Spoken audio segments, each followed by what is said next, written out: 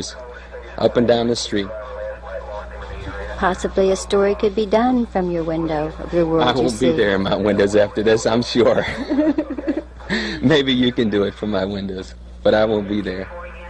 All right, what else can we do for you, Jim? Well, there's more than that. It goes on and on. I think if somehow people could learn to be autonomous, just break away from leaders. We don't need leaders like Reagan and Carter and Anderson. We need people like, come on in. Ralph, you. It's okay. Nobody's getting hurt. Just come on in. Ralph, Hey, come on in. you better come on in. Come in, please. Come on in. It's too late now. Grab your seat over there. Sit down.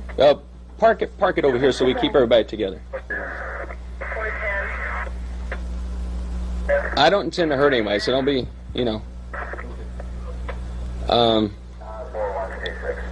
it's, it could be me too. It could be my problem. Maybe I've gotten too concerned with it. But you watch this. I've been living there. I guess I came from San Francisco. I lived there for a year and a half, and lived in an art commune out there. Came back and immediately saw, the area just. These people, nobody helping them. The drop-in center helps some, okay? And what is the people from Music Hall? What's her name? Irma Lazarus. They've all tried to close the drop-in center.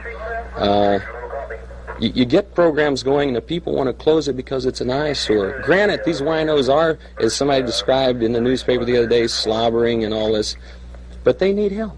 They need help like everybody else. But mainly just the poor people. If you could only give the poor people something. If you could, tonight, I think it was on your Channel 9. What's the guy's thing that always starts out, I could be wrong? Is that Channel 9? He starts off on prisoners. Prisoners are people too. Prisoners, to me, they're always talking about rehabilitating. These people have never been habilitated. You can't rehabilitate someone that's never been habilitated. They need a chance. But he talked about them, because they're painting their cells. They're trying to help them a little bit. He talked about it like it's some waste of the public taxpayers' money. There's a lot of waste of taxpayers' money, other than painting the cells of what was it, Lucasville? Why don't they build a few more prisons so they can separate them a little bit? So what you're asking us is you want us to cover different kinds of stories. Is that what you're saying? The people that really need covering, and not write off people because they're prisoners, not write off because they've made a mistake and they've wound up in prison.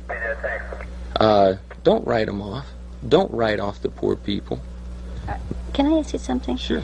Are you putting some responsibility on all the media? This was convenient. You know where we were tonight? No. We were at General Hospital, and we were filming a story on a surgeon removing some kidneys from a cadaver, and those kidneys are going to go into two people. It's going to save their lives. Two people who are needing help, and we're going to tell the people about that, because if they know more about that, maybe other people will donate their kidneys or their eyes or their hearts or something to help somebody else. That's a helping story. That's not a negative story. Well, I'm not saying that you always do negative stories. I'm just saying that I don't think there's enough attention paid to the truly poor people. Like all the radicals from the 60s, where are they now? Where's Abby Hoffman, Jerry Rubin, Eldridge Cleaver? Where are all these people? They're the establishment now. They're hustling bucks. They don't care about the people anymore. When I was in San Francisco, Bobby Seale was running for mayor of Oakland. And he was the only one I considered a real revolutionary, and I couldn't believe it. Here he is running as a mayor for Oakland, doing a whole weirdo number, sucking with the people. Just sucking, just sucking. I couldn't believe it. Jim, we have probably another minute or so on this tape.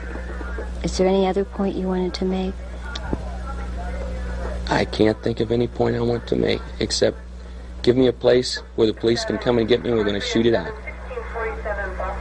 And you people can leave. Here? Well, I don't see any other place. Good luck, guys. Here we go. Why don't you own apartment buildings? Seriously, why don't you own these big apartment buildings? Let me shoot it out. They've got their magnums. They want to hurt the poor people in the street.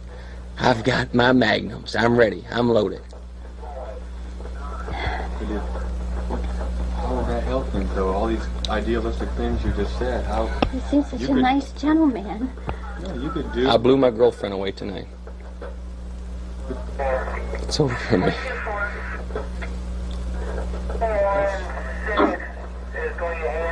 Can We had planned to do big things. We had planned to take your station. And through madness,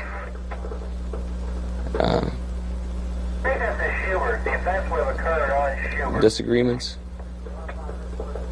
and just madness on my own part. I'm on disability. We used the disability. Initially, I used it. We learned in San Francisco, this is a hustle. You learn to use disability to buy weapons. You grow dope to buy weapons. People are arming. Everybody's arming. And in the process, somewhere along the line, through taking Valium, tons of Valium, and some other kind of weird drugs, just trying to keep in there so they continue to give me the money so I could buy. I bought all kinds of lathes. I laid out silencers, passed them on to other people. Had a whole factory of milling out mines, land mines, all this crap. And just, we'd been doing a lot of things. And just, I can't say if it was the drugs. I've done angel dust. I've been into drugs. I shot her. She's dead. How can we help you now? You can't. I'm dead, man. What do you want to do now? Give me a place to fight them. Do you want to go out in the parking lot? That's too easy. I want them to have to come through doors to get me. You have a suggestion? May we leave, Jim? Certainly. I don't want you hurt. I told you that in the very beginning. I'll return this man's I revolver. don't think you want to be hurt either. I really don't. We don't want to see I you have no hurt. choice. I have murdered my girlfriend. I have been taking this weird drug. I am out of my mind, But you man. can get help. I can't. We planned. We did all these things. This whole thing was planned back in San Francisco. It was all started out. We don't want to see you hurt. You don't want to see me hurt, but they're going to hurt me. There's no way around it. You gotta have faith. We're trusting you. You're trusting us right now. You don't believe in people?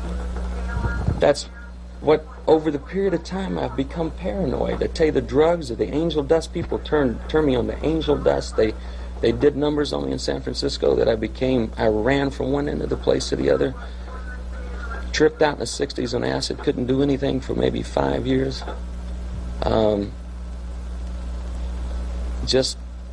I know that I'm slipping away. Can't we help you before you slip in? You don't want to slip completely I'm away. gone. I'm gone. All they'll do, I don't know. there is no help for me. Look, I murdered my girlfriend. God damn, man, I killed her.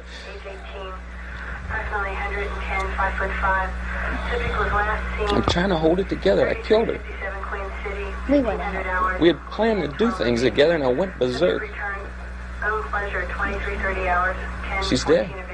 All I can say is you don't seem like the kind of person like to say, if you don't want to hurt us. I don't want to think hurt you. I would like you to leave. I just want the police. They're always hurting poor people. Let them come and hurt me now. That wouldn't solve anything. It won't solve anything, but I've killed my girlfriend, man. What am I going to do? But it wouldn't solve anything, though. What am I going to do? you. Can we get some help from you? We have friends. You cannot get any help from me. They are going to take me. They're going to put me in prison.